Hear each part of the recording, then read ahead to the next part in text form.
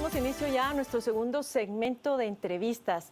Vamos a conocer qué se ha avanzado durante este día en esa labor de rescate en el vertedero de la zona 3. Son alrededor de 20 personas reportadas ya como desaparecidas. ¿Qué acciones se están implementando y qué acciones se prevé se puedan implementar en los próximos días? Ustedes ya se han dado cuenta también por algunos medios de comunicación que Villanueva está apoyando con que se vaya a verter de ese lado pues toneladas y toneladas de basura provenientes de la ciudad capital. Damos la bienvenida a Fernando Trabanino, él es defensor del Procurador de Derechos Humanos, y también al ingeniero César Barrientos, quien es analista en temas de seguridad. Bienvenidos a ambos. Paola. Muchas gracias. Comenzamos con usted. ¿De qué tamaño es esta tragedia al compararla con hechos parecidos anteriores y con lo que ya se tiene registrado y contabilizado hasta el momento? Pues yo diría que por el estilo. Ya han habido deslaves muy grandes y eventualmente desaparición de camiones con gente adentro y cosas por el estilo en el pasado.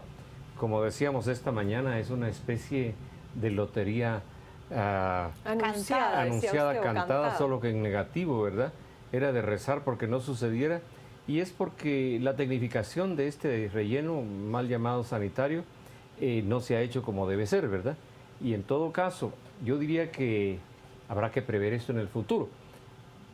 Las inversiones y todo lo demás, también lo comentábamos esta mañana, tendrán que hacerse a través de una decisión política fuerte por parte de las autoridades, tanto municipales como del gobierno central, y tendrá que buscarse incluso alternativas para este lugar. Y han habido tragedias terribles, incendios que no se pueden apagar fácilmente, ustedes pueden imaginar, y sí se debe a que no ha habido una tecnificación. El vertedero no es ni siquiera un vertedero semicontrolado o tecnificado, menos un relleno sanitario que tiene que tener muchos, dijéramos, dispositivos, gadgets, si me permiten usar el anglicismo, para que no se lleve a accidentes de esta naturaleza tan lamentables, ¿verdad? Para conocer las labores realizadas a hoy, actualizar un poco a nuestro público televidente, ¿cuál es la situación en este momento en el vertedero de la zona 3? Bueno, el día de hoy la institución del Procurador de los Derechos Humanos desplegó nuevo personal, ya que desde horas de la tarde del día de ayer estuvimos presentes en el punto. El día de hoy fue un poco complicado al inicio porque familiares de las personas que están desaparecidas pues se encontraban afuera, los ánimos se encontraban caldeados, ya que no tenían certeza de si se estaban desarrollando o no las labores de búsqueda. Por ello, pues los personeros de la institución del Procurador de los Derechos Humanos inmediatamente entablaron una mediación, logrando un flujo de información hacia las personas, ya que ellos decían que no tenían conocimiento, que no había certeza de la información, no sabían si las búsquedas se estaban realizando, no tenían ningún tipo de información. Por ello nosotros, como institución del Procurador, inmediatamente se les recomendó a las autoridades que existiera un toldo, un kiosco, un módulo de información para tener información permanente, exacta, y que estuviera fluyendo hacia los familiares de las personas desaparecidas para poder calmar. Nuestras psicólogas estuvieron también el día de hoy y el caso más recurrente de atención fue ese, el familiar de la persona desaparecida que por no tener información se encontraba en crisis nerviosa, se encontraba en una situación pues complicada porque no sabían realmente qué estaba pasando. Empezó a fluir un poco la información después de la intervención del Procurador de los Derechos Humanos y logramos ya estabilizar. Las personas pues empezaron a recibir la información por parte de las autoridades, se participaron también en diferentes reuniones en la tarde con el objetivo de poder avanzar en el tema de las investigaciones. Recordemos que nosotros hemos aperturado ya un expediente en este tema y obviamente estaremos nuevamente realizando esas investigaciones, pero lo más importante acá es el tema humano. No podemos olvidar cuál es la causa. La causa es la pobreza extrema. O sea, el fin de todo esto es la pobreza extrema, que personas tienen que buscar una actividad económica para poderse ganar la vida, arriesgando la peor posiblemente, arriesgando la integridad de su familia y la propia. Entonces hay que enfocarnos también en el lado humano, hay que enfocarnos en el tema de las políticas públicas, en el tema de erradicación de la pobreza extrema. Nosotros hemos sido muy contundentes en el tema de los programas sociales y es acá el mejor ejemplo. Los programas de asistencia temporal deben ir focalizados a estas personas que se encuentran en algún riesgo. ¿Qué está encontrando esta supervisión del Procurador de Derechos Humanos en el lugar? ¿Qué han visto ustedes que puedan ser indicios para esa investigación que se anunció que se va a hacer? Bueno, estamos en una etapa de recolección de testimonios in situ. Estamos pidiendo informes circunstanciados, en fin, estamos desarrollando un procedimiento de investigación, obviamente culminará con una resolución. En este momento es muy prematuro el podernos aventurar allá con indicios. Recordemos que es una investigación. Hoy, por ejemplo, recogimos más de 27 testimonios en una persona que hace muchos años perdió su pierna y nos decía, la única manera que yo pueda trabajar es acá. Me han negado trabajo en varios lados, yo he sacado a mis hijos adelante, no tengo una pierna y me gano entre 15 a 20 quetzales para poder trabajar. O sea, el lado humano es realmente lo que a nosotros nos está moviendo ahorita en el tema. ¿Me permite plantearle la misma pregunta, don César? ¿Qué aspectos de seguridad nota usted que inciden en lo que sucedió y que no se estaban atendiendo? Lo que pasa es que para este tipo de proyectos, llamémosle así, desde su construcción hasta la operación que lleva por 25 años, son proyectos que llevan una vida útil de más o menos 20 a 25 años. Se puede pensar que el trabajo de la segregación de las basuras, de la separación, segregación, ¿cómo se le llama? Los pepenadores podrían tener, por supuesto, toda una, como quien dice, una serie de elementos para hacer su trabajo de mejor manera. Hace un trabajo muy importante. Comentábamos también esta mañana que les llega a ellos lo menos posible de elementos recuperables, porque ya en el trayecto de los camiones recolectores se hace esta segregación, la clasificación de lo principal, se pasa a dejar a los centros de acopio y a ellos les llega lo más pobre. Aún así, miren, a mí me ha tocado trabajar muy cerca de los guajeros así llamados, en mi condición de ingeniero ambiental, basurólogo también, y les digo sinceramente, hay dos caras. La gente que está ahí, por ejemplo, en el vertedero del kilómetro 22, a la salida del Atlántico, el que tiene a su cargo AMSA, tiene un grupo reglamentado, autorizado, y son personas que aprecian su trabajo y le dan gracias a Dios por tenerlo, porque pueden llegar a tener hasta un ingreso de unos 100 a 150 quetzales al día. Lo único es que lo hacen en condiciones muy precarias. Pero les decía que este tipo de proyectos, incluso los bancos que dan los préstamos y financian eventualmente, tienen programas adicionales que se les llama de salvaguarda social y ambiental. En la salvaguarda social tienen que tener una serie de, como quien dice, de apoyo a la ejecución de trabajos de esta naturaleza tan peligrosos y tan, si ustedes quieren, mal vistos, ¿verdad? Por la suciedad y todo aquello. Y por otro lado, el riesgo. A eso quería yo referirme, sí. El riesgo. Hay temor dentro de las personas que viven en los alrededores, que si no estoy mal son como mínimo 60,000 personas que viven en los alrededores.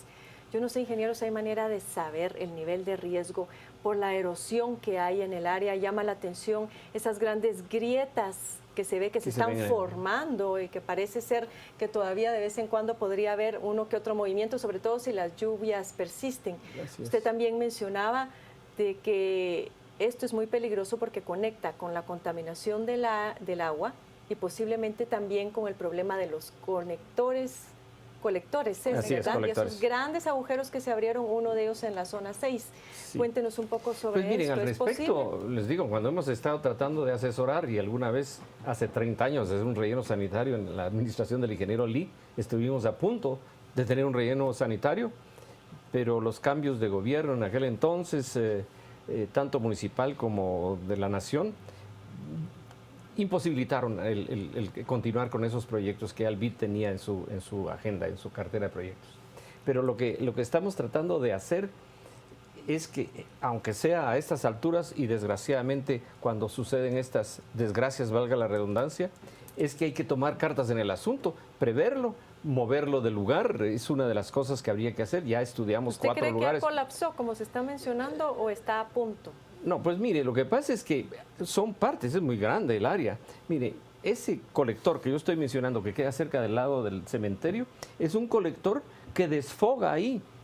Es un colector dijéramos, de aguas de tormenta, aguas de lluvia y eventualmente aguas residuales, que al llegar al lugar socava, ¿sí? Y si eventualmente si a eso no se le hace un tratamiento, no se tapona y se hace algún bypass para otro lado, no sé si así gráficamente se entiende, De esta manera se evitaría que hubiera un socavamiento por dentro, que es lo que sucedió, por ejemplo, en zona 2, solo que aquí es en material que también tiene que estar muy bien compactado, en capas, como le decía esta mañana, formando celdas que tienen, además de unos, dijéramos, sustratos de basura de 1,5 metros, tendrían que tener cobertura diaria, luego cada semana una cobertura mayor con material y compactación con una maquinaria muy pesada, especializada en eso.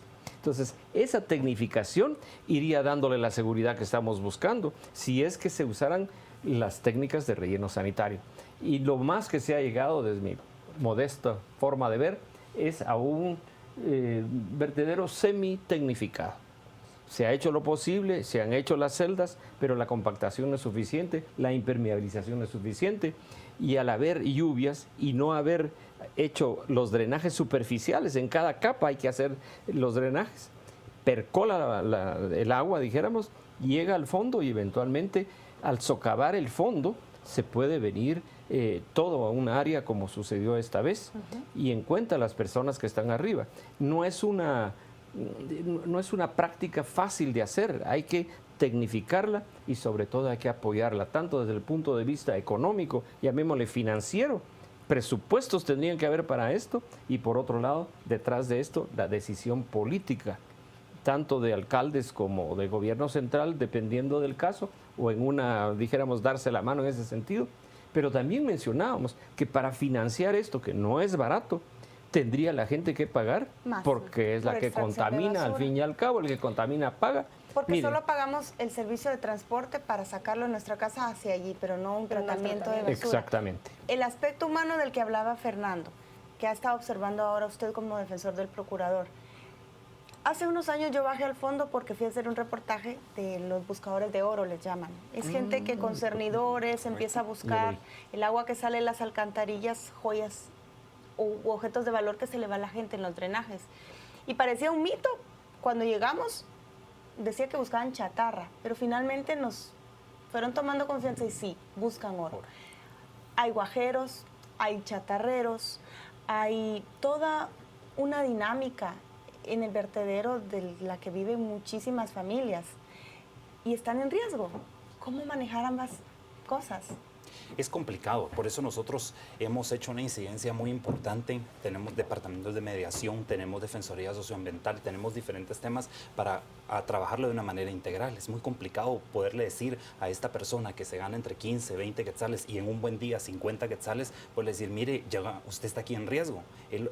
Esta persona lo que va a priorizar es llevar el sustento a su casa, a su familia. Y es por ello que acá debe existir ya unas decisiones importantes en el tema de este vertedero. Obviamente no es primer incidente que pasa, cada incidente es lamentable. Nosotros al final vamos a emitir ya un pronunciamiento contundente como lo hemos hecho en todos los temas en los que hemos tenido. Por ejemplo, Puente Belice es otro tema también que después dicen, ¿por qué se sale posterior a lo que acontece? Nosotros estamos insistentemente desde antes anticipándonos a esto. Yo quiero preguntarle sobre, ¿realmente se tiene control de quienes entran a esta área? Porque se ha dicho que está prohibido el ingreso de niños, el ingreso de mujeres, pero por otro lado también se escuchan testimonios de personas que dicen que ese control no sirve, que puede entrar cualquier persona, con lo cual parece lógico que ahora no haya todavía un dato exacto del número de desaparecidos. Es correcto. Nuestros oficiales que estuvieron el día de hoy en el punto empezaron a recolectar el tema del registro de los recolectores que se encuentran en el lugar. El problema acá es que hay varios puntos ciegos de este vertedero, por ejemplo, el asentamiento 6 de octubre o el cementerio general, en donde ingresan no por los puntos donde está el control, sino por unos puntos ciegos, y esto dificulta mucho el tener control. Registro, se nos informaba el día de hoy, oscila entre 1.200 a 1.500, pero hay 500 personas aproximadamente que ingresan por los puntos ciegos y que hoy, justo, aunque estaban las labores de búsqueda, algunas personas en horas de la mañana empezaron a ingresar a laborar. Se tuvo que hablar con la PNC para que reforzara los cordones de seguridad y poderlos retirar porque estaba en peligro la vida. Entonces, realmente es bien complicado, pero acá el tema, yo reitero que es algo importante, el tema de la pobreza extrema, porque podemos trasladar el vertedero para otro lado y darle invertirle lo que sea. Pero si no invertimos, lo que vamos a hacer es que estas personas que están recolectando se van a mudar hacia el otro punto. Tenemos que atacar el origen, que es realmente la pobreza extrema, porque tenemos que poder tener el mejor sistema del mundo y también la educación. Nosotros como consumidores tenemos que ver cuánta basura estamos generando. No por pagar 20 y 30 quetzales nos estamos librando en la basura del camión y yo estoy generando basura sin ninguna conciencia ambiental. Mucho de conciencia y de educación. Es también eso. Se nos ha terminado el tiempo. Muchísimas gracias a ambos. A ustedes. Al licenciado Trabanino, también al ingeniero Barrientos por habernos acompañado. Vamos a ir ahora con nuestra compañera Rocío Lazo, quien va a dar lectura a los comentarios que están circulando en nuestras redes sociales. Así es, Carmen, hablamos en este momento sobre la situación que se vive en el relleno sanitario de la zona 3. Usted puede participar en nuestras redes sociales como Canal Antigua en Facebook y en Twitter. Comenzamos con Malidia. Es respetable que aborden la problemática del basurero de la zona 3. Es más importante que dedicarle tiempo a exfuncionarios. Maripaz, se podría hacer algo, pero son los propios guajeros los que no permiten. Es bien compleja la cosa. La PDH parece bombero y oficina de información. Sentencia a los responsables, señor procurador. Es una violencia a derechos humanos. Le agradecemos por su participación en nuestras redes sociales. Conocemos ahora todo sobre el mundo deportivo y le invitamos a que se quede en sintonía de A las 10 p.m.